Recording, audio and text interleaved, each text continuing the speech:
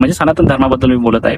जर कुणाला आवडलं त्यांनी शेअर करा किंवा लाईक करा, त्याचा पण काही संबंध नाही. पण जर आवडलाच तर शेअर नक्की करा, नाहीतर नाही आवडलं तर वर करा, त्याचा काही प्रॉब्लेम नाही. मी थोडेसे तुम्हाला पॉईंट सांगणार आहे मित्रांनो. ते पॉईंट असे आहेत की अनेकांच्या धर्मामध्ये अनेकांचे देवदूत होऊन गेलेले आहेत.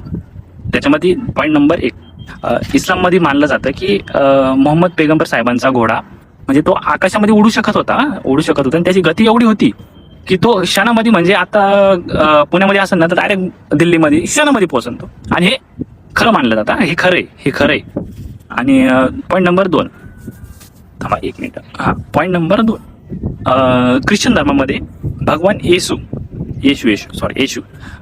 त्यांना क्रॉसवर चढवण्यात आलेलं का, कारण त्यांनी अनेक म्हणजे धर्माशी रिलेटेडच सगळं काही केलं होतं. त्यांना क्रॉसवर चढवण्यात आलं, तर अर्थातच म्हणजे त्यांचा छळ होऊनच ते त्यांना मारण्यात आलं. आता त्यांचं छळ करून त्यांना मारण्यात आलं आणि त्यांनी क्रॉसवरच त्यांचं जीवनाचं बलिदान देऊन टाकलं. आणि त्याच्यानंतर 2 का 3 दिवसांनी भगवान येशू परत जिवंत झाले होते. हे तुम्हाला इतिहासाच्या पुस्तकात म्हणा, इतिहास धारण करून म्हणा, किंवा इतिहास जे जास्त करून ज्यांना इतिहास पाठ आहे ते सुद्धा तुम्हाला तोंडी सांगू शकते ना. आता पॉईंट नंबर 3, आता बौद्ध धर्मामध्ये गौतम बुद्धांनी जोपर्यंत ते त्यांच्या कालावधीमध्ये जोपर्यंत होते, त्यांनी त्यांच्या जीवनामध्ये 8 वर्ष त्यांनी घनघोर तपश्चर्या केली होती, ते पण बिना अन्न पाण्याची.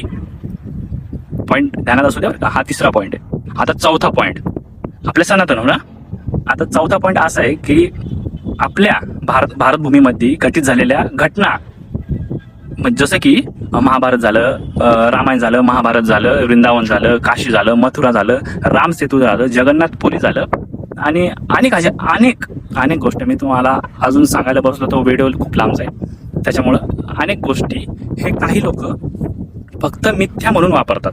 म्हणजे मिथ्या म्हणूनच सांगतात की नाही बाबा याच्यामध्ये काही तथ्य नाहीये, काही नाही. हे फक्त तुम्ही असं तुमच्या तोंडाने काही बोलतात, हे फक्त तुम्ही ना त्याला सायंटिफिक प्रूफ आहे ना कोणाकडून ऐकलेलं आहे, काही नाही. पण भाव सुधरा रे, धर्माला नावं ठेवणारे सुधरा. आताच टाइम आहे, सुधरून घ्या, पुढं टाइम भेटणार नाही तुम्हाला.